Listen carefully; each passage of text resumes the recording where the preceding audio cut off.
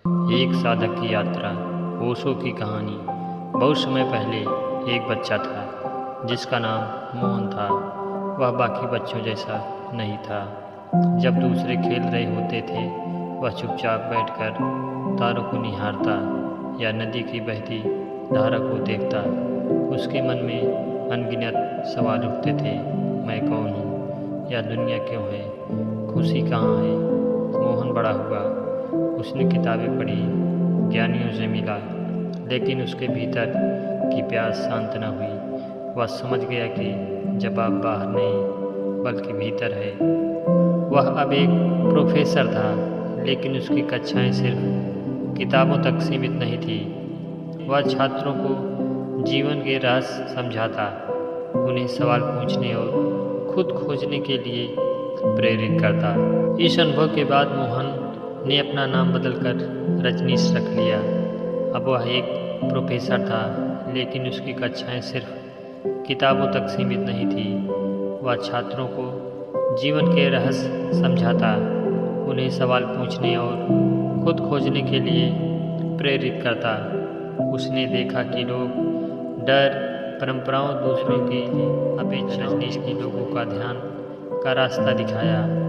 आंखें बंद करो, वह कहते, और अपने भीतर देखो। विचारों को बहने दो, भावनाओं को आने दो, बस साक्षी बनो। उन्होंने यह भी कहा कि जीवन का हर पहलू पवित्र है। प्रेम, हंसी, यहाँ तक कि क्रोध और उदासी भी। हमें कुछ भी दबाना नहीं है, बल्कि उसे समझना और स्वीकार करना चाहिए। कुछ लोग रजनीश के विचारों से असहमत थे। उन्हें लगता था कि वह परंपराओं को तोड़ रहे हैं, समाज के नियमों का उल्लंघन कर रहे हैं, लेकिन रजनीश अडिग रहे। उन्होंने सिखाया कि सच्ची आध्यात्मिकता आज़ादी है, किसी पिंजरे में बंद होना नहीं। उन्होंने लोगों को सिखाया कि वे अपने भीतर के गुरु को खोजें, किसी बाहरी सत्ता पर निर्भर न रहें। दुनिया भर से हजारों लोग उनके पास आने लगे, तो रजनीश ने उन्हें एक नाम दिया, ओशो, जिसका अर्थ है सागर के समान, असीमित और गहरा। ओशो ने सिखाया जीवन एक उत्सव है और हमें इसे पूरे होश के साथ जीना चाहिए।